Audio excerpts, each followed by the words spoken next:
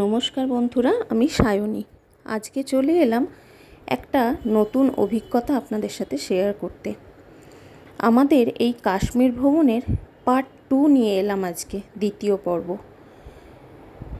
28শে October 2024 এই দিন আমরা ফ্লাইটের টিকিট বুক করেছিলাম ইন্ডিগোতে।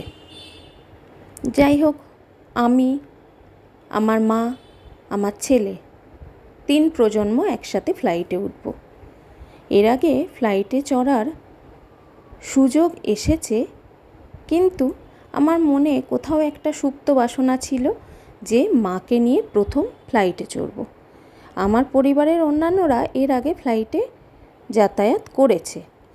সাধারণ মধ্যবিত্ত বাড়ির মেয়ে হিসেবে এটুকু স্বপ্ন আমার কাছে জমা ছিল এবং সেই স্বপ্ন বাস্তবায়িত হয়েছে এই কাশ্মীর ভ্রমণ এবং ফ্লাইটে চড়ার মধ্যে দিয়ে।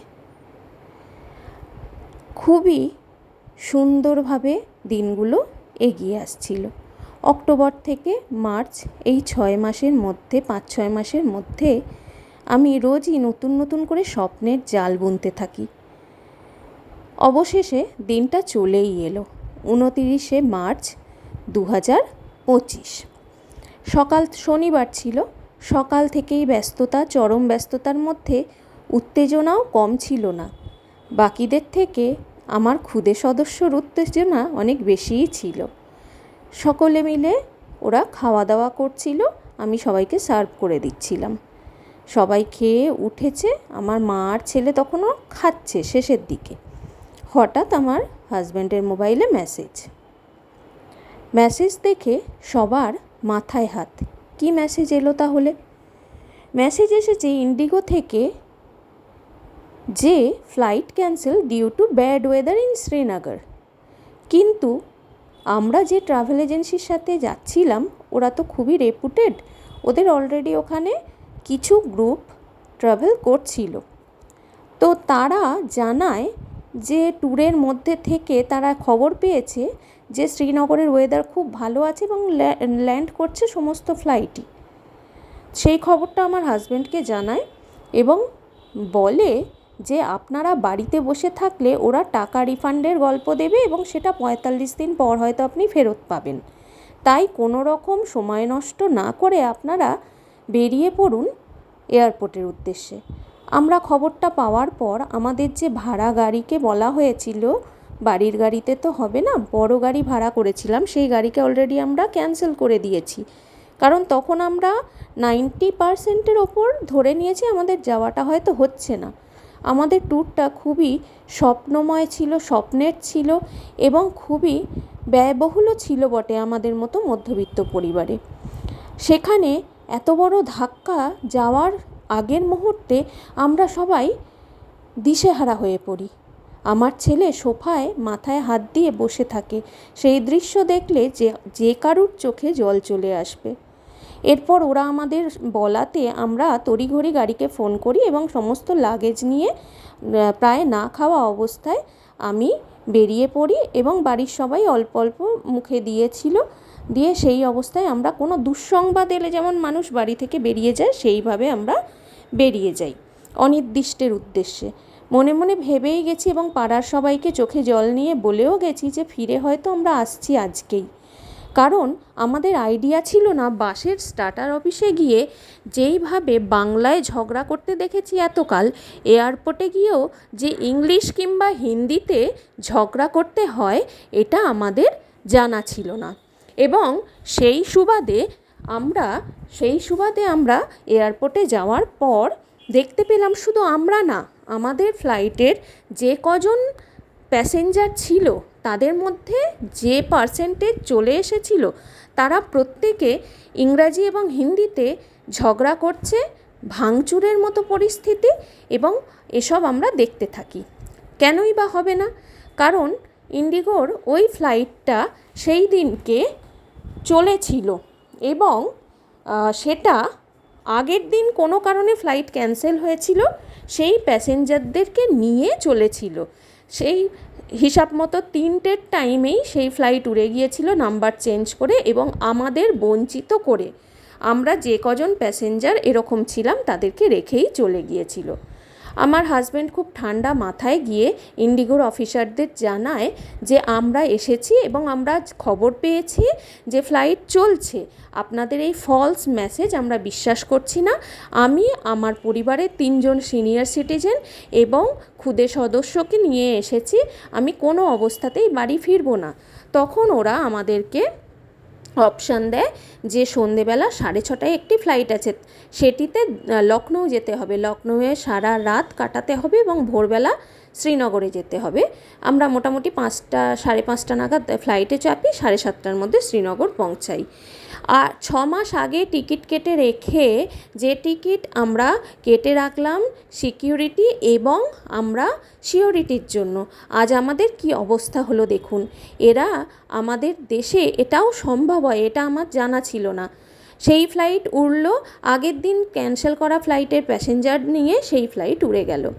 যাই হোক, আমরা লখনৌতে পৌঁছালাম সন্ধেবেলা 8:30, তারপর সারা রাত সেখানে কাটিয়ে পরের দিন ভোরবেলা আমরা শ্রীনগরের উদ্দেশ্যে যাই, যেটা আমরা 3টে ফ্লাইটে চড়ে 6:30টায় পৌঁছে যাওয়ার কথা 3 ঘন্টায়, সেটা আমাদের 13 ঘন্টা সময় লাগলো।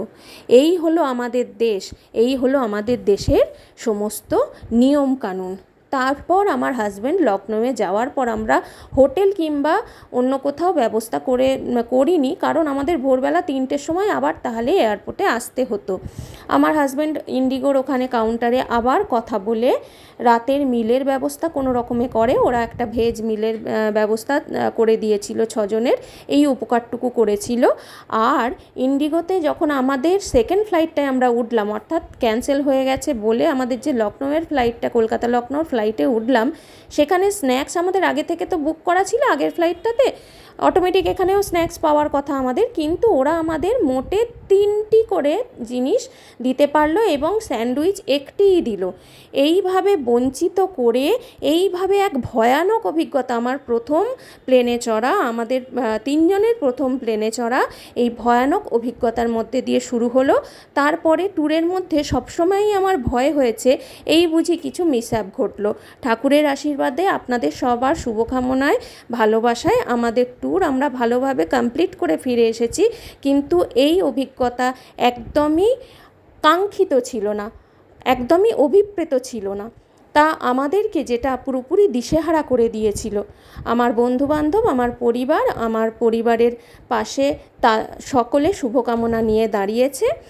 আমার বন্ধুবান্ধব, আমাদের পরিবারের বন্ধুবান্ধব যারা, সবাই আমাদের মনে সাহস জুগিয়েছে এবং যদি আমাদের ট্রাভেল এজেন্সি থেকে জোর না করতো, আমরা হয়তো বাড়ি থেকেই অনির্দিষ্টের উদ্দেশ্যে বেরোতাম না, কারণ আমরা খুব পাংচুয়াল এবং আমরা সব কিছু পূর্ব থেকে ঠিক করে তারপরই ঝাঁপাতে পছন্দ করি। বেড়াতে যাওয়া মানে আমাদের সেটা 6 মাস 1 বছর আগে থেকে প্ল্যান করে আমরা তবে যাই, কোনো কিছু বুক না করে এইভাবে ছোটাছুটি আমরা করি না, কারণ আমরা এই বিষয়টাকে ভয় পাই। আমরা ছোট বাচ্চা, বয়স্ক মানুষদের নিয়ে ট্রাভেল করব, তাই আমরা সব কিছু বুক করে যাব, সব কিছু আগে থেকে বুঝে সুঝে যাব, তাতে আমাদের টাকা যদি বেশি খরচ হয় তাও হোক। 5 বছর ছাড়া একবার বেড়াতে যাব, 3 বছর ছাড়া একবার বেড়াতে যাব, কিন্তু সেটা যেন সুখকর হয়। এই সুখকর ভাবনা থেকে আমরা আমাদের ট্যুর যেদিন শুরু হওয়ার কথা 30 তারিখ, 30শে মার্চ, আমরা কিন্তু 29শে মার্চ চলে গেলাম। চলে যাওয়ার জন্য ফ্লাইট ঠিক করলাম এবং ডাইরেক্ট কলকাতা শ্রীনগর ওই দিন আছে বলে আমরা সেই দিনের ফ্লাইট করলাম। সেই দিন আমরা এক্সট্রা হোটেল খরচ করলাম, সেই হোটেলের টাকা আমাদের পুরোপুরি লস হলো। তারপরেও আমাদের এই 13 ঘন্টা জার্নি করতে হলো। এর দায়ভার কে নেবে বলুন তো? কার কাছে বলবো? কোথায় যাব? কী আবেদন করব? কী বা সুরাহা তার? এই নিয়ে কোনো প্রশ্নের উত্তর আমরা পাবো না। আমরা শুধুমাত্র যেতে পেরেছি, এটাই আমরা কৃতার্থ। কারণ আমরা যে যেতে পারবো এটা আমরা ভাবিইনি। কারণ যে পরিস্থিতি তৈরি হয়েছিল তাতে যদি আমাদের ট্রাভেল এজেন্সির দাদারা আমাদের ফোর্স না করতো, আমরা বাড়ি থেকে বেরোতাম না। তারপরে এরকম ঘটনা যদি আপনাদের সাথেও ঘটে, তাহলে আপনারা কিন্তু আমার যেমন ছিল না, আমি আশা করি আমাদের এই ওয়েস্ট বেঙ্গলবাসী যারা, তাদের অনেকেরই হয়তো নেই এই অভিজ্ঞতা। তাই আমি এই ভয়ানক অভিজ্ঞতা আপনাদের সাথে শেয়ার করলাম। আপনারা তখন এয়ারপোর্টে পৌঁছে যাবেন, গিয়ে তারপর যা ব্যবস্থা হয় করবেন। আমাদেরকে পরের দিন দেখিয়েছিল যে পরের দিন রাত্রি 9:30টার ফ্লাইটে আপনারা আপনারা যাবেন। আমরা তখন বললাম, আমার হাজব্যান্ড ঠান্ডা মাথায় এবং আমার শ্বশুরমশাই আলোচনা করে ওনারা বললেন যে পরের দিন আপনাদের যে ফ্লাইট এরকম হবে না তার গ্যারান্টি কে দেবে, তাই আমরা কোনোভাবেই বাড়ি ফিরবো না, আমরা আজকেই যাব। লখনৌতে সারা রাত কাটিয়ে ভোরবেলা পৌঁছে শ্রীনগরে আমরা যাই হোক ট্যুর যেদিন শুরু হওয়ার কথা আগের দিনই গেলাম, কিন্তু আমাদের হোটেলের টাকাটা পুরোপুরি লস হলো, ওটা তো রিফান্ড হবে না কোনোভাবেই। আর তাছাড়া আমরা মোটামুটি এইভাবে পৌঁছে যাওয়ার পর আমরা একটু মানসিক দিক থেকেও বিধ্বস্ত হয়েছিলাম। তো আস্তে আস্তে আমরা ট্যুরের মধ্যে মিশে যাই এবং সব কিছু ভুলে যাওয়ার চেষ্টা করতে থাকি, কিন্তু আসার দিন আবার বুক দুরু হতে থাকে, এরকম হবে না তো। স্পাইস জেটে অনেকেই বলে যে লেট হয়, অনেক কিছু ক্যান্সেল হয়, ইন্ডিগো সম্পর্কে এরকম ধারণা ছিল না। ডক্টর নারায়ণ ব্যানার্জি ওই ফ্লাইটে ছিলেন, উনি প্রচুর লেখালেখি করেছেন এই নিয়ে। অনেক বড় মাপের মানুষরাও লেখালেখি করে কিছু সমাধান করতে পারে না, আর আমরা তো ক্ষুদ্র তুচ্ছ মানুষ। যাই হোক, এই অভিজ্ঞতা বলে রাখলাম, যদি কখনো এরকম হয় আপনারা ভয় না পেয়ে সোজা বেরিয়ে যাবেন এয়ারপোর্টের উদ্দেশ্যে। আমরা তো এবার থেকে ঠিকই করে নিয়েছি যে এরম ঘটনা যদি ভবিষ্যতে কখনো ঘটে এয়ারপোর্টে চলে যাব, তারপর যা হবার হবে সেখানে গিয়ে আদায় করে নিতে হবে। আপনারা সবাই আমার ভিডিও দেখতে থাকুন, এটা কাশ্মীর নিয়ে আমার দ্বিতীয় পর্ব। আমি খুব শীঘ্রই আরও পরপর পর্বগুলো নিয়ে আসবো। আপনাদের কেমন লাগছে কমেন্টে জানাবেন। প্রমোটোজ আর্থ সাবস্ক্রাইব করবেন, পাশে থাকবেন, বেল আইকনটা প্রেস করে রাখবেন যাতে সবার আগে সব কিছু আপনাদের জানাতে পারি।